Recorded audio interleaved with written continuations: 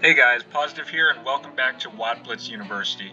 And in this episode, we're going to be talking about active scouting, as promised.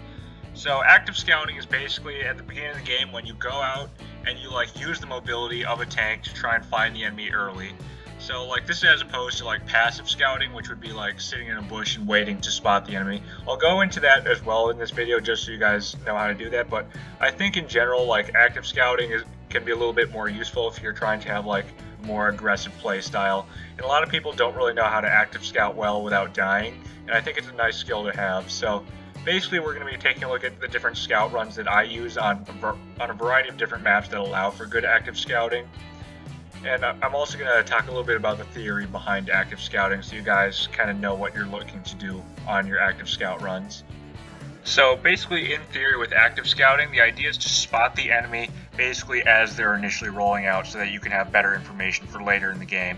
So usually you won't be able to do much shooting on active scouting and your team won't be able to do much, but it'll be really helpful for later. So generally, you when you're active scouting, you want to drive basically towards the center of the map. You want to poke your head out over some sort of ridge or something, and you want to spot out any enemy tanks that you can. So for example, on Dead Rail, this is a scouting run that sometimes I use, although I generally just go right and passive spot on this map. But for example, in this route that I've drawn, you might spot out any kind of heavy tanks that are trundling their way down towards the valley. And if you're lucky, you might even be able to catch TD or something. And generally, when you're active scouting, you won't always be able to shoot at the enemy. So keep that in mind, because if you do stop anywhere in the middle of the scout run, you probably will get shot by something eventually if you try to take a shot.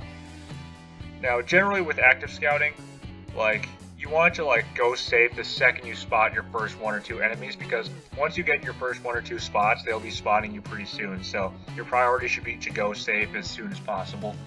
And that's about it as far as theory goes, so let's just jump right into the meat of things. I tried to get as much actual game footage as possible, but I didn't get all the maps I wanted to, so I had to do a training room for one or two. And so jumping into Black Goldville, this is an alphabetical list just for reference. So we're going to try and go, this is a pretty aggressive spotting run actually. It's also kind of a mixed passive spotting because your target is a bush, but watch what I do here. So where it's going straight to the middle, and you see this destructible house, you want to make sure you avoid that because that will slow you down. You can also shoot it down with HE if you're in a single shooter, but we're going to go straight to this bush, and already you can see that from this position you can spot these road crossings. So you can immediately see that the enemy team is heading towards the town area.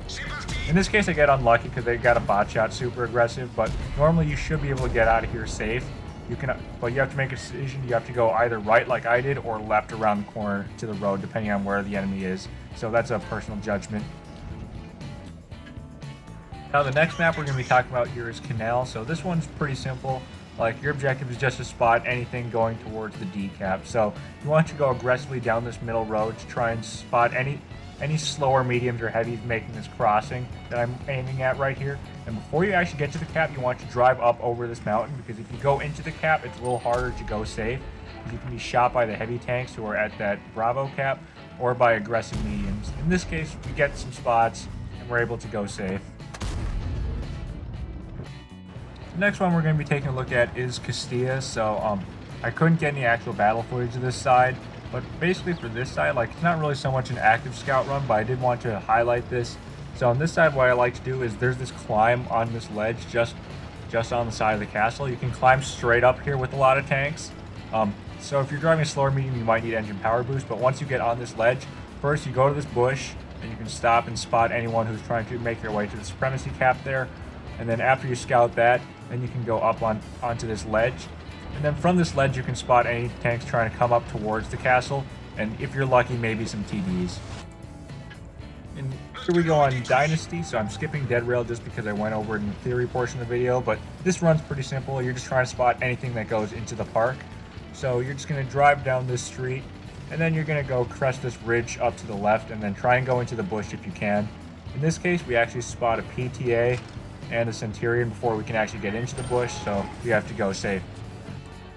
So for our next map, Middleburg, this one's split into two sides just because they're slightly different for each side, but the gist is still the same. So you're trying to spot them as they leave their spawn. That's the idea. So you're just going to go to the center of the hill.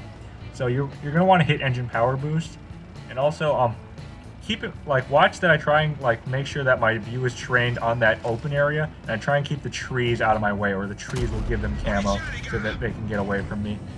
But the nice thing is you can actually land some sneaky shots here. Notice how I go safe on the hill. This is important, otherwise you'll get shot by those heavy tanks.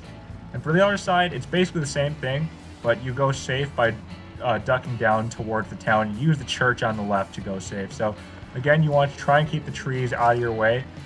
And here, again, we spot them going down, which is why you don't go down on this map. But once again, we're able to land some sneaky shots, and watch how I go safe using the church. Of course, this depends on where the enemy is, though. Our next map, Vineyards, is also two-sided, so I'll be showing both spawns. So basically on this one, you're going to the center ridge, and you're, again, trying to spot the enemy as they leave their spawn. So this one's fairly simple. You're just going to go towards the encounter cap across the river like I do here.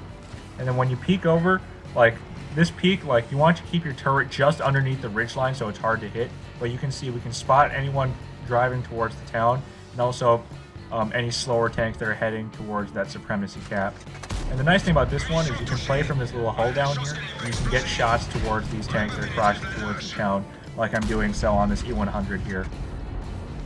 And the way you go safe is you just use this little dip just like I am right here.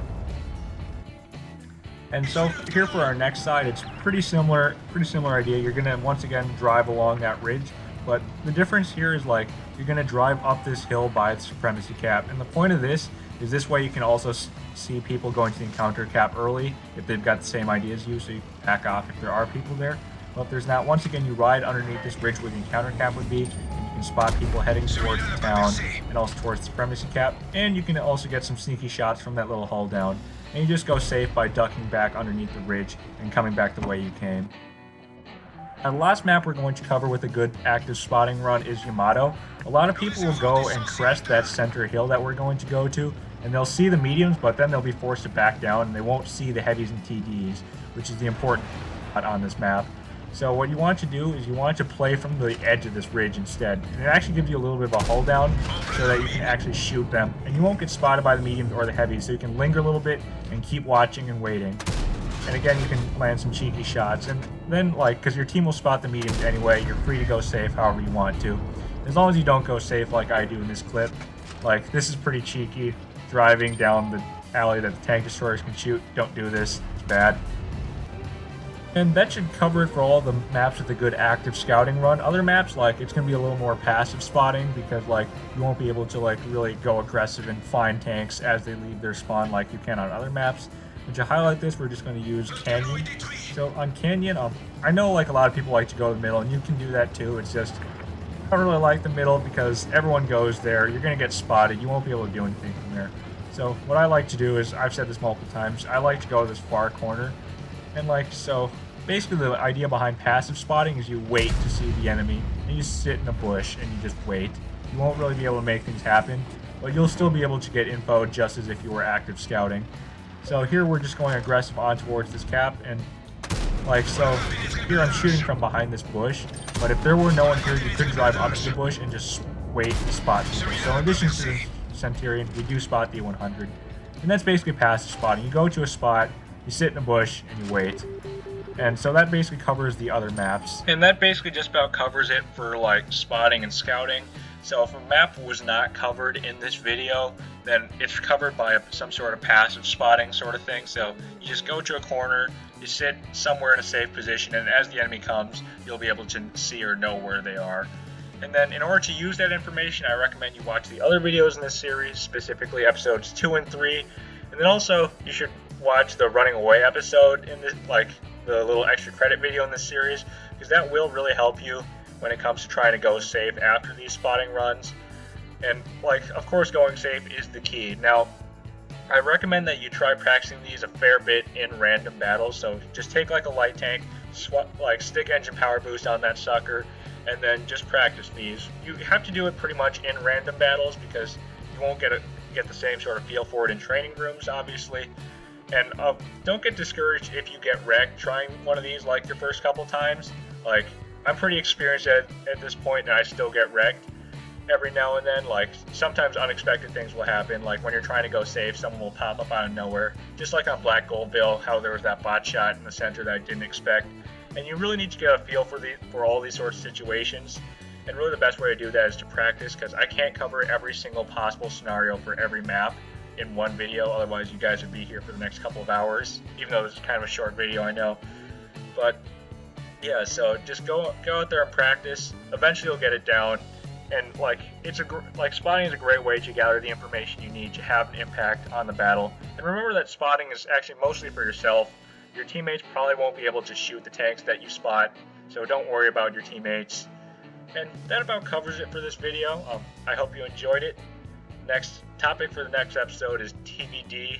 I actually don't have a topic at the moment, but trust that this series is going to continue. And that's all for today. I hope you have a wonderful day, and bye.